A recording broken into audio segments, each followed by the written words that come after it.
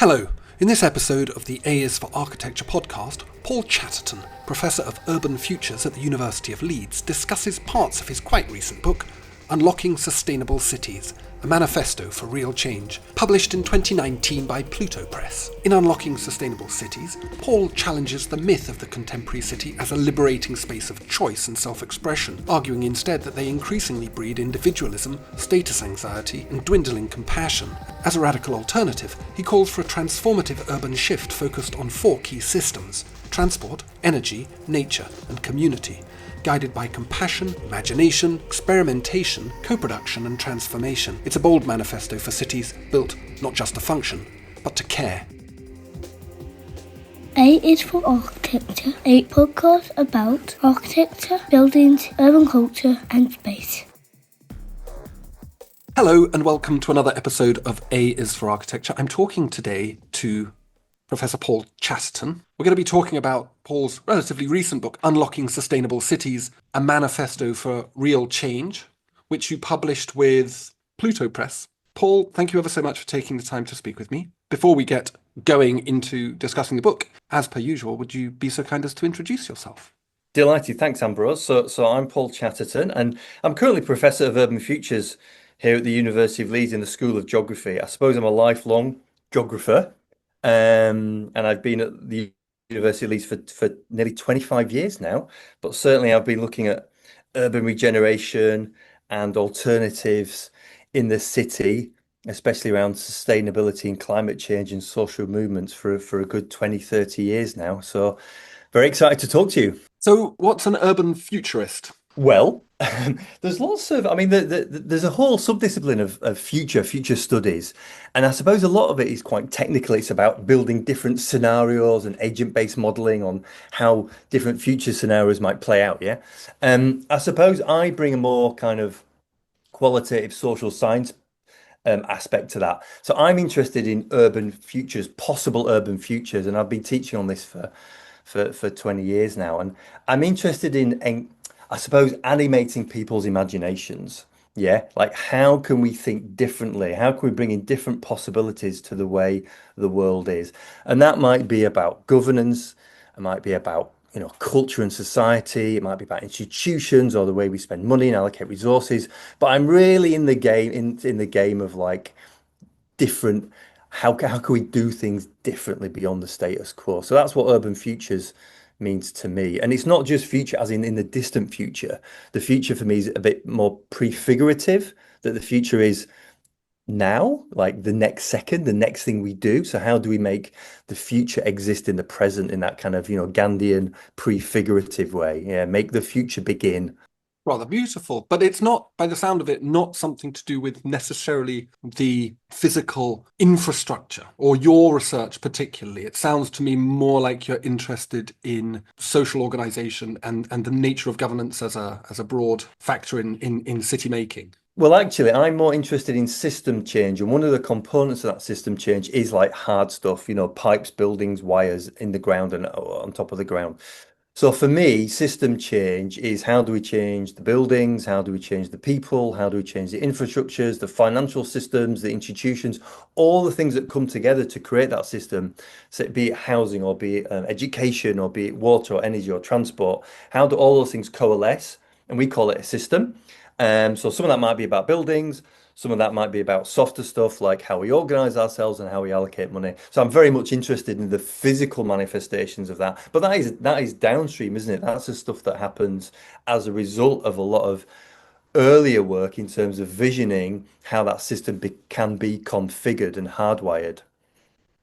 How does such a thing occur? Like, how do you start in this process? Because obviously we've got cities, so any discussions around city futures necessarily requires careful consideration of all the stuff that is city at the moment. Yeah. I mean, it must be an extraordinarily complex symphony of kind of moving parts. Absolutely, and there's lots of different ways people have theorized this. People use things like assemblage theory, where we talk about cities as a rich assemblage of different kinds of actors, both human and non-human, yeah, and both local and global. So if we're going to start to think about who makes cities, then we need to start to think about that diverse cast of people, both local and global. Mhm.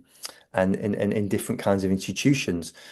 And I suppose we have to understand different scales of change. So we talk about a multi-level perspective. So there's macro change, meso change, and micro change, right? And all these interact. The interesting thing is rather than looking at each one individually, it's how they all interact. Mhm. So we know we've got macro change, we've got the big state coming along, and whether it's international, national, regional, allocates resources, make decisions. The meso level would be kind of like local actors, statutory agencies. It might be, the local water company or whatever.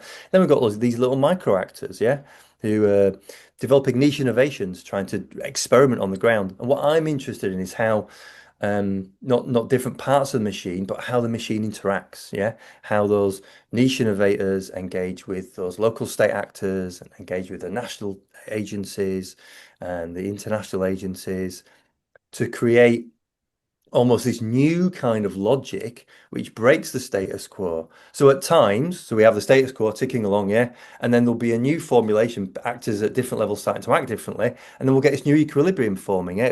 It'll drop higher or lower to a different kind of plateau, which represents a new kind of future, new reality. And then we go on from there, and then that gets contested, and then that changes, yeah. So there's cycles of change, yeah. Very interesting. It's very interesting. It's sort of super complex.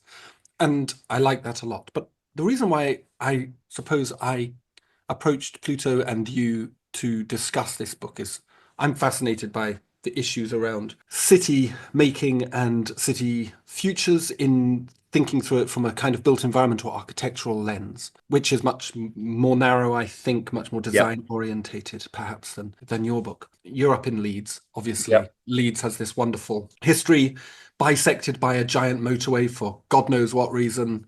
And then, as northern cities all seem to be bisected by a giant motorway, Indeed. and obviously you're on campus of the Chamberlain, Powell, and Bonn 1960s, 70s brutalist. I would say something aligned to a masterpiece. You might argue differently as you have to live in it. But I was thinking about how architects have envisaged real change, as your subtitle of your book comes Yep. along, and it's often very top down, as you live in that kind of vision in at Leeds University. Perhaps what you're talking about is something different. But that's just a kind of prefigure, I suppose, my question, which is where did this book come from? Is this the consolidation of those 25 to 30 years of activism and research? Or is this a kind of starting gun for a new kind of piece of work of yours as well? That's great, and it's actually both. So after publishing lots of journal articles in peer-reviewed journals, which other academics and researchers read, and it's a significant community that reads that work, but it's not huge. So I think at this stage in my career, I wanted to create more of a public debate about ideas. And I think there's a big tradition of being a public geographer, public scholar. We also call ourselves scholar activists. How do we how do we make geography more public? Because, hidden away in geography buildings are some amazing thinkers who think about the world all the time, how the world is, local and global society. So I see myself very much as a public geographer. And I had this opportunity to write this book with Pluto, which would lay out really a manifesto for like policymakers, practitioners, activists, researchers in terms of, okay, so what are the emerging trends in different areas of city life, be it nature, the economy, democracy, transport, where we could start to prefigure new types of living, new ways of thinking about the city. And, very much the backdrop is Leeds. I'm aware that it's a very, you feel very small living in Leeds anywhere, actually. And I think one of the key things that geographers can offer is that global perspective that how dare we talk about the world? The world is a massive place, yeah? And, how do these trends land in Bradford or Plymouth, never mind Bogota or Mumbai, yeah? So how do we understand some of these bigger planetary threads of urbanism, which how do we get a sense? What's the stock take of the urban condition globally, and what does it mean to speak from one place on behalf of many other places? So it's trying to pull out some of those more global threads. Democracy's under threat, corporate power's on the rise, nature's under threat, carbon emissions are rising, car culture's out of control, housing isn't affordable. Those probably would go down okay whether you're talking in San Francisco or Tokyo or Johannesburg or wherever, yeah, or Accra. or Bradford or Glasgow, right? And so what do those trends mean to people on the ground? And I think I wanted, so more than anything, I wanted my book to be a conversation starter for people in those places to say, all right, this guy sits in Leeds and he's got some observations based on his own city. Um, but how can we use this, how can we use this book as a conversation starter for where I live? Yeah. That's really interesting. And I hadn't, for some reason, hadn't kind of connected that in my own head, this idea that there are these consistent threads, which you do pick out in your book. As you said, transport, energy, corruption of natural ecosystems, inequitable governance, and economies, which are kind of one and the same thing in my view. And they all produce this kind of urban malaise. And so the book is built on this fundamental critique that the modern urban condition is not to an acceptable standard or is heading in the wrong direction. Is that right? I think certainly parts of it are absolutely. I mean, the headline is interesting enough, Ambrose, is that can cities? It's called Unlocking Sustainable Cities. Can cities ever be sustainable? Yeah, I think that's the philosophical conundrum of our time, isn't it? yeah. Did we take a fundamentally wrong turn at some point in deep history where we started to create things called settlements, which ultimately led to this? That was the acorn that led to the tree of the modern city. Um, but I'm more rather than kind of saying, okay, we went down the wrong path and getting into this kind of historical determinism.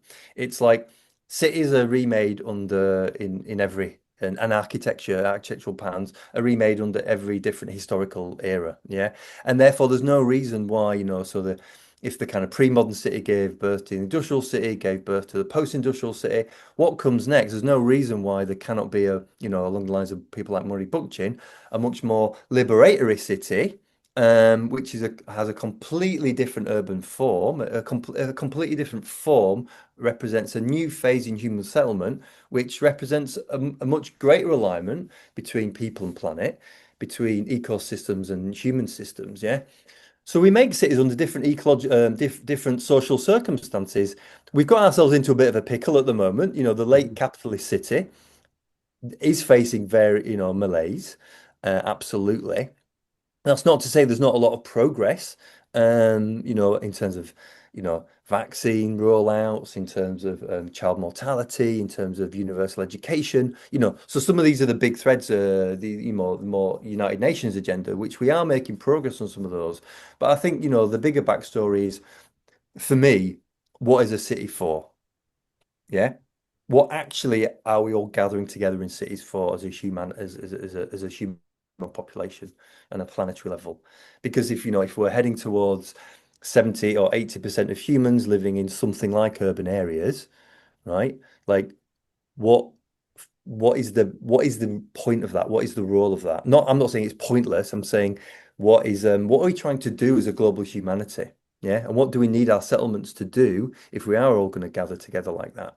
I suppose the one that's most controversial to me out of your kind of critiques, though, is this one around governance within urban cities, Yep. which for me is fascinating because it seems to be the one that is promoted as being the success story.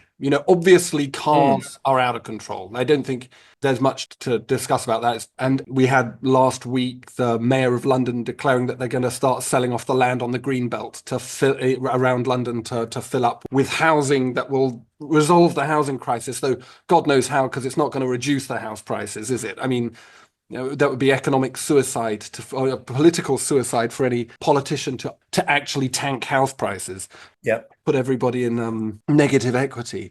It would lead to civil unrest. Yeah. So I am kind of interested in this idea. What do you mean? What is the kind of driving Yeah. agenda behind this idea? Great. Well, while architects are interested in buildings, I think we also need to be interested in the architecture of governance.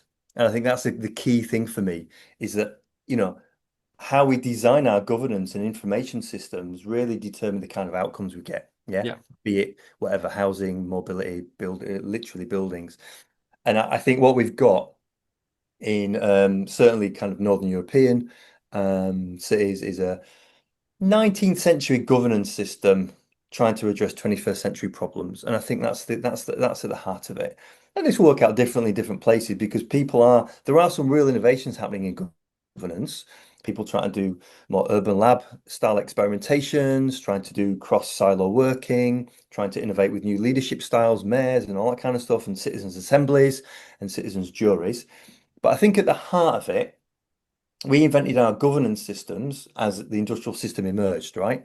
And it hasn't changed much since then in What does it terms. look like? What do you mean? You mean like the type of participatory democracy that we have of people in a room making decisions? Absolutely. So at the level of, well, let's break it down at the level of a level of representation. So how many people per representative?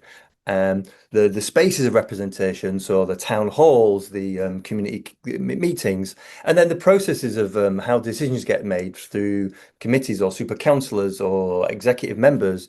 So it works in a number of different ways, and I think.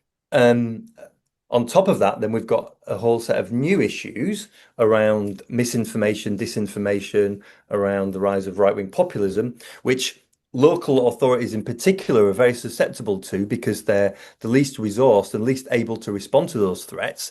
So at the time when we've got these great threats of climate breakdown and nature breakdown, and increased poverty, what I call the triple emergencies, the social emergency, the climate emergency, and the nature emergency. This is exactly the time when we need to be on the front foot to renew our institutions and governance to respond to these emergencies. And we're doing the exact opposite, which we're entrenched and consolidating established forms of minority power just at the time when actually we need a people-led democratic revolution, which is a more robust way to respond to these emergencies. So that's my concern. My concern is we're not building in the resilience to deal with the kinds of shocks that are going to hit urban society over the next 20 to 30 years. So those shocks being the unraveling of mainly food, energy, and health systems, yeah, under conditions of extreme weather and resource scarcity, whatever, increased migrant flows. How do you set up more and I don't have any answers to that. I have some answers to this, but I don't have a whole picture. How do we set up more robust versions of governance and institutions in localities to make them more resilient? Yeah, that's the challenge. Okay, so if that's the challenge, does the nature, the spatial character of urban space play a role in this, insofar as it can or it can make more difficult to occur socialization through producing social space? And again, maybe we can Yeah, go back to this idea of the mega structure, the mega form in Leeds as a kind of example of one vision of how that might work, that mid 20th yeah, century vision of how you create social space by streets in the sky and then big roads and so on and so forth. So I'm kind of interested because you seem to be arguing yeah, that the city fosters individualism yep, and therefore status anxiety, and critical to, I think, your book, this idea of the erosion of compassion. That in a way, our contemporary cities actually make these malignancies more likely to occur. So even whilst we're urbanizing and therefore the city seems to be procuring benefits for a lot of people, at the same time, they're now starting to do the opposite. Is that a correct assumption or a correct reading? absolutely. So, I think division is one of the watchwords, right, of the 21st century city. Division, division, division, division. Social division, spatial division. But let's get into the kind of spatial stuff because I think that's what we're interested in here is I think politics happens in place.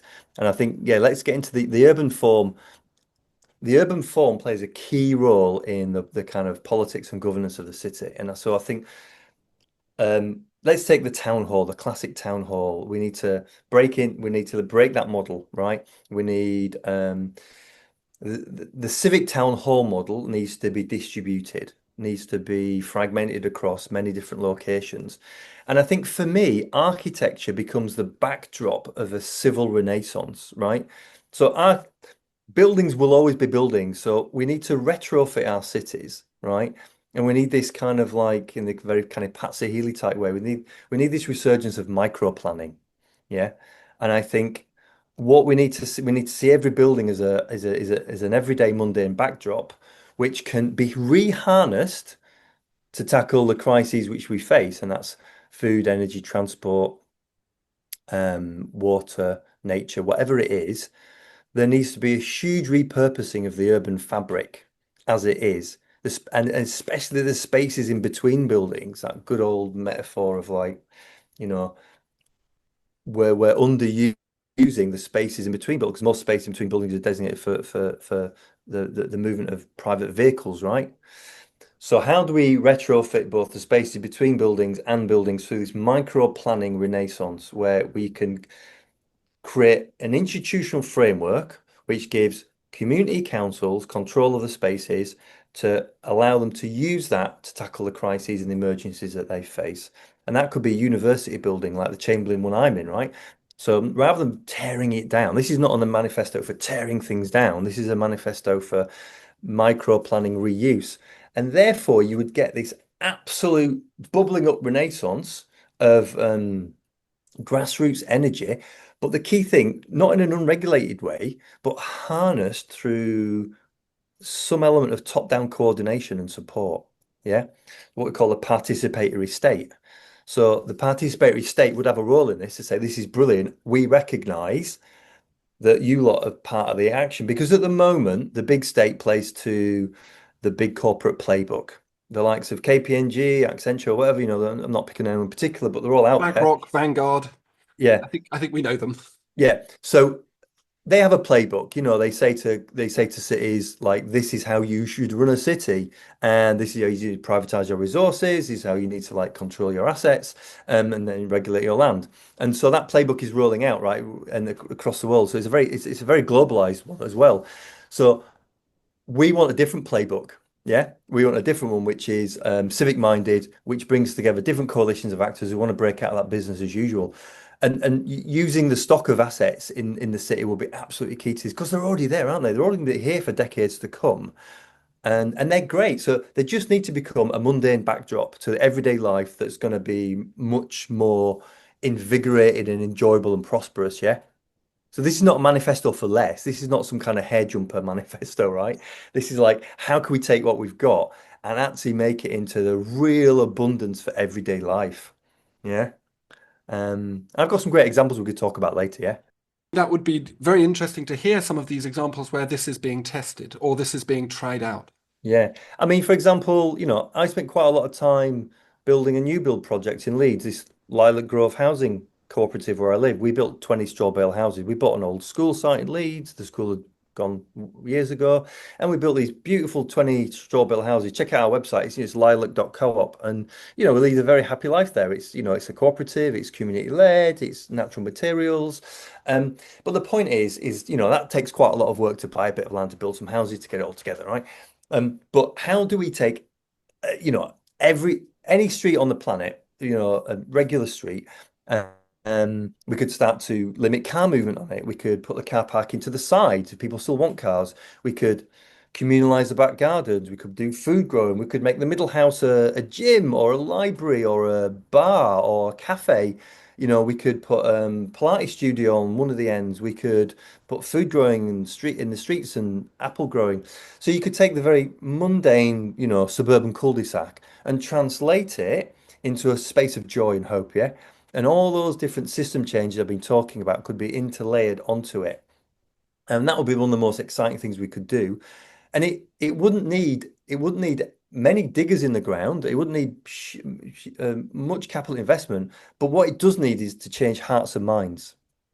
Yeah, Mm. because people need to think we can just live differently, and we can if we all just agree to do this.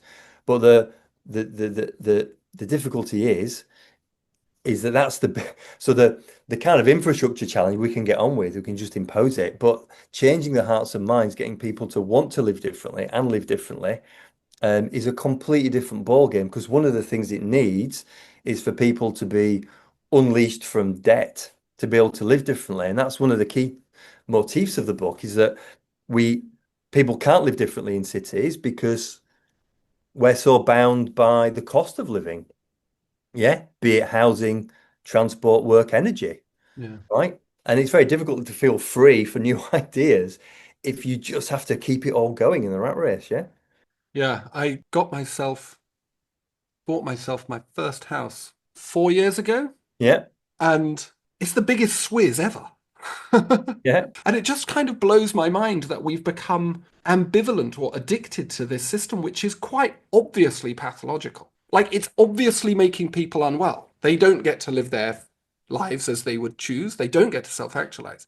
And we're kind of very comfortable with that. So I find that a kind of fascinating proposition. And yet the city continues to attract people, even whilst we kind of know that it does these things to us. So what is the city doing that it is so attractive, I guess? I mean, this is $1 million question, isn't it? Why urbanization? But is it because it's exciting? I mean, in terms of circuits of capital, right? Like circuits of capital will land where they can get good returns on Mhm. their investment. So they'll build houses or race courses or oil paintings, whatever will give them a good return. At the moment, globally, property investment gives a good rate of investment. So there's a lot of, we live in a very rich world, don't we? There's a lot of money slushing around the planet. Now that money just cannot sit in banks. It has to be invested to get a return. That's how investment works, to pay interest rates, right? You have to keep spending and respending to get interest rates to pay back your lenders. And so a lot of global capital is looking for places to land. And so good places to land at the moment are urban centres. So city councils, city authorities are saying, okay, come to me, be it Manchester, Bristol, Mumbai, Johannesburg, wherever it is, because we will create the conditions for that investment. We have got a global middle class you can service, and you can create high-rise apartments for rent and build to rent, that will give good returns on your investment. And you can see the skyscrapers in every city, yeah? So housing has become an asset bubble for Yeah. corporate investment, and we know this since 2008 and before, that the bubble is like a bicycle pump. You could pump it up, up, up, and you see the edges getting thinner. It's going to pop, and then it'll start going again, and the banks will get bailed out. So there's a very dangerous cycle there. But the point is that these asset bubbles are not just annoying socially, that they're massively destructive socially, aren't they? They ruin people's lives through negative equity, through dispossession, and through people basically being wage slaves, just paying rent, which goes nowhere. But on top of that, this housing asset model is pushing our ecological and climate system to its limits, because of the materials we're using, through cement and steel, through nature it's eroding, through like urban growth. And so we need to see the housing system as massively disruptive on people and planet. So there will be limits. We're already exceeding the finite carrying capacity of the planet, right, in terms of resource use, be it ozone, climate, be it CO2, be it novel entities, be it chemicals, be it phosphorus, nitrogen, or whatever. We're already exceeding the safe boundaries that the Earth, the biosphere can reprocess. This housing system is pushing it and pushing it and keeping pushing it. And it's not just the housing system then, is it? Because what I'm interested in is seeing how all the systems are connected. So how the housing system is connected to the transport system, is connected to the retail system. So you put up, we can all walk past. This is what I'll try to get out in the book. We can all walk past a new high-rise development, and we look at it and go, oh, I wonder who lives there. What's going on there? And it's full of furniture from, places like IKEA that are globally transported around the world. It's full of people who might be frequent flyers. It's full of people who might have SUVs. So these system lock-ins to high consumption happen across different systems. So cities are becoming this baseline, this platform for these out of control systems in different areas. Um, so you've got the high earners living this kind of like luxury emission lifestyle. And then you've got the complete dispossessed who are living these precarious lifestyles, probably not even in the same city, living in smaller towns on the outside, who are just trying to make a living and coming in, working at Uber Eats and hospitality and cleaners. So they're becoming the kind of, the urban precariat, aren't they? Who are basically just surplus labor who are servicing this salaried class who are using the city like a playground. So some of the stuff around lifestyle, of course, that's great and that's booming because there's more of them, right? Being brought into this. And a lot of it's debt driven as well. So you get and never the twain shall meet. So no wonder stuff like Brexit happened. No wonder there's right-wing populism on the march. No wonder there's people, the haves and the have-nots, because that really is the story of the contemporary Yeah. city, isn't it? Yeah. it is very interesting, but it seems to me that you're saying that to a certain extent, the affluence of the contemporary city is at the heart of its unsustainability. And I did want to talk about this idea that the Mm. mainstream visions of sustainability, which to me seem extremely closely aligned to continuation of consumerism and resource extraction, accelerating resource Yep. extraction. But it seems to me that you're saying that actually affluence, insofar as affluence represents money and money is an investment, which is therefore generating carbon at some point in its cycle. So the more money you've got, the more carbon you produce. And it's as kind of simple as that, Yep. really. So rich people are more unsustainable than poor people, which I think is quite interesting. But what are your kind of main arguments against this notion of mainstream or status quo sustainability? And also, as you elucidate in the book, what are the problematic solutions to this that have been proposed? I guess the most problematic. Great. Okay. Yeah. I mean, the love affair with money is one of the big problems we have to get our heads around, right? Excess. So I think what we need to focus on is the idea of well-being or sufficient economies. Yeah. So this is again, this is not some kind of, anti-people agenda. This is like there's a redistributive element, but down to a sufficient level. So we all need there's enough for everyone, basically. It's that old adage, yeah. I mean, I suppose what we've got, actually, we don't the green growth agenda. It's called, we can have our cake and eat it. Yeah, we can continue to grow the economy and protect the environment and protect nature, wildlife, species, and animals. Um, and very much this is an enticing agenda. I think, we as a human civilization, we need comforting narratives, and I think the one that says we can probably continue as we are and make incremental adjustments and it'll be okay, and some silver bullet will save us is an enticing narrative, and it's one that we largely want to buy into because the alternative is probably quite a lot of hard work and quite a lot of realization that we need to change quite a few things about our lifestyle and give up, not give up like material things like I won't have a house, but to make some changes to the structure of our lives and to make more room for other people. Um, so I think that kind of like goes back to that thing of like, why do I live in this city? What is this for? What is my role here? Goes back to those Mm, questions. So rather than just being, it's a playground, I can drive around and it's great, and I can go to IKEA and I can go out every night and I can use the city as an amazing yeah. backdrop as a playground. It's like, well, what is my responsibility to this city and other people in it? And I think that's a shift of mindset, isn't it, about how you see yourself in a city. So that's one of the biggest challenges. And that would come from our city leaders to promote that kind of understanding and to say, go and enjoy the city, but enjoy the city in a way that doesn't impede other people's ability to enjoy it. And I think we have to challenge excess now. So we're not challenging enough. We're not challenging having enough. We're challenging excess because there is the 1% or whatever, and it's slightly more than 1% these days, who are living so far in excess of social and ecological boundaries that they're doing immediate harm to many people worldwide. And I think lots of people talk about it as a degrowth or a post-growth agenda. What would come after a period, an expansive period of urban growth? What would just regular development look like in a city where the city life for people can improve, but it doesn't infinitely grow? Because you can't have an infinitely growing urban planetary situation and not have major social ecological collapse within the next by sometime this Mm, century. Um, so one of my key things is lock into weak gains, and you can see them all over the place. So in transport, the big one is EV, so electric vehicles. So this silver bullet thing, we fool ourselves, don't we? We're looking for silver bullets, and we fool ourselves that the weak gains will get us somewhere. So electric vehicles, that's great. Let's shift all in the internal combustion engine to EV, and it'll solve some problems, but it'll create other ones. It won't deal with road deaths. It'll still create certain pollution from tires and brakes.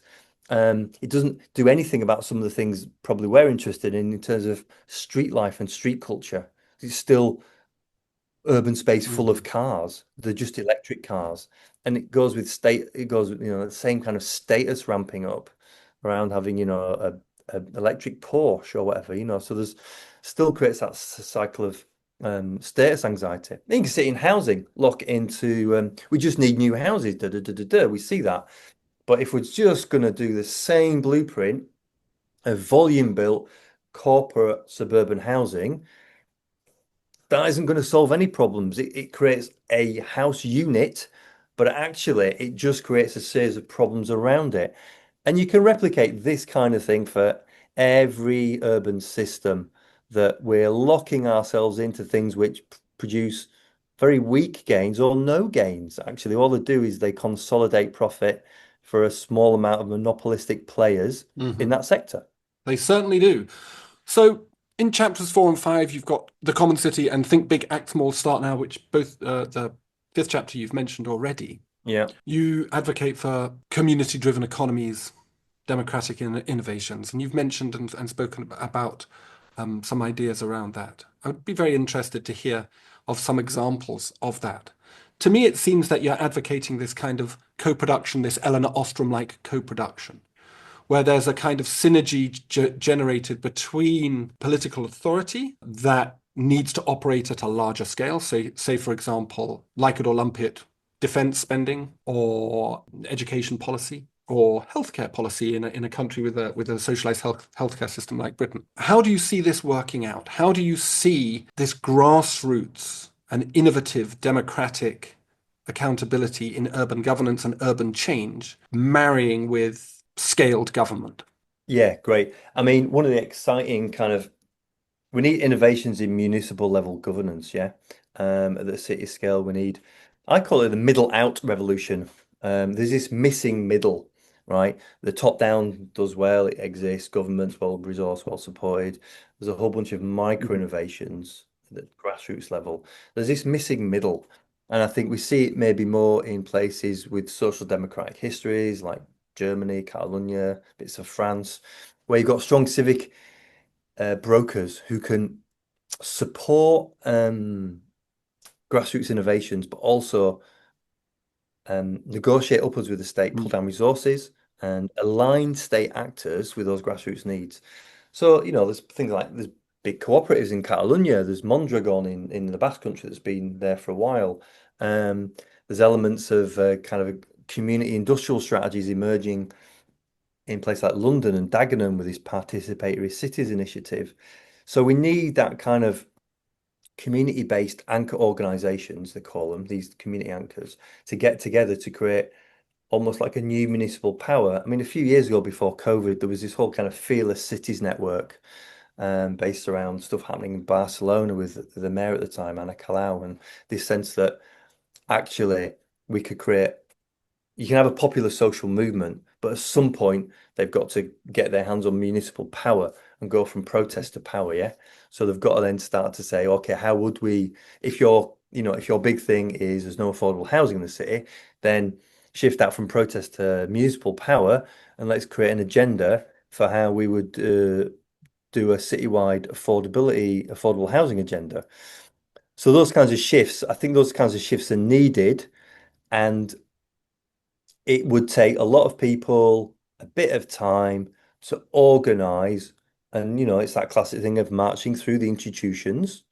Um, but it's not just that. One of my favorite thinkers is Eric Olin Wright, the late great emancipatory sociologist. Yeah. And Eric Wright, in his great work, envisaging all the different futures, he talked about three strategies for change.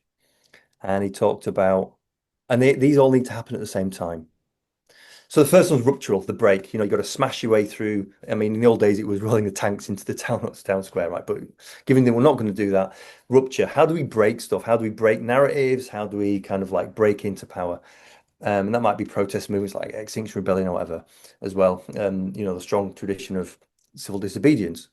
Second strategy is symbiotic. How do you work inside institutions to change them? So getting posts within institutions, allocating resources differently, making arguments in your workplace. Then the third strategy is what he calls interstitial. Literally, this word, means in between, which is doing something on the outside. Little niche projects, setting up a housing cooperative, a community garden, some little radical project which people can learn from and experiment with, and they can point at it as an example of the way the world could be. So all these things working together, the interstitial, the symbiotic, and the ruptural, give this lovely mosaic. It's this movement ecology, yeah, of things that need to happen at the same time. So we need people in power, we need people to resist power, and we need people to abandon power at the same. It's quite it's contradictory, but it's beautiful. And John Holloway talks a lot about this in his work, which I've been very influenced by, um, in his work looking at what comes after capitalism, um, and very much how can you be in, against, and beyond capitalism at the same time, or in, against, and beyond the city at the same time. It's a very interesting vision. What does the city of the future that you spelled out look like? And are there examples? I know that you mention examples in your book of this available to us, where we can get perhaps a glimpse, perhaps only in a small way, of Yeah, the spatialization of this in operation. sure. And this is a question that this is the number one question that my students ask me. It's like, where can we see the city of the future? And it's like everyone's like, is it Copenhagen? Is it Amsterdam? And surely it's bits of that, yeah. Or some Germanic city. Is it Delft or is it Hamburg? There'll be bits of that maybe in terms of its urban form. Some wonderful kind of stuff emerging in Sweden, in Copenhagen. The UN, there's this amazing housing project called UN 17, on the dockside of Copenhagen. There's amazing stuff in Zurich, like modern housing, this amazing development. There's what we're doing in Lilac at Leeds, and other projects in Leeds and beyond, Situ and Chaco, some great new housing. So look, we know how to build great places, beautiful new places, yeah. And we've only scratched the surface of this. And in China, there's been some wonderful new bits of whole cities and bits of cities emerging, right? There's one called Baizuan Housing Development in Beijing, which I've been really inspired by how to do different kinds of housing. This huge um, era of, mass mega development. But the thing is that we can only assemble a future by looking at instances in lots of different places. There's not one place that represents the perfect future, because we have to deal with green gentrification. So for all the wow factor of Amsterdam, the many people in Amsterdam will just be getting on living very high consumption lives, so the urban form backdrop might be very sustainable, but their lives are not so. So I always talk about A-rated buildings but F-rated people, And so how do we, and so actually maybe it's that, working class mum on a council estate, um, who draws on almost no carbon impact, but has a terrible, social life or whatever, might have great social connections, represents a different kind of alter urban future. I'm not trying to romanticize, working class life, and because that comes with all sorts of restrictions, poverty, and all sorts of stuff. But look at an African village or an African town. The people of that town may have, carbon emissions way, way lower than the average European. Is that the kind of sustainable future that we want to represent? So it's a very complex question, isn't it? Because people have very different resource pools in different ways. And it's not just about the superficial stuff, like they might live in a nice passive house. It's what all the other things they do, the life cycle analysis of their life, that we need to take into account. So fragments of the future everywhere. Want to finish on one final question. And it's a question I've asked, I think, quite a few of the guests over the years I've been doing this. To me, it seems that your book, which is a very fine book, by the way, and it's a very enjoyable read, and I encourage people to read it. Unlocking Sustainable Cities, a manifesto for real change. To me, the idea of the manifesto is inherently a political project.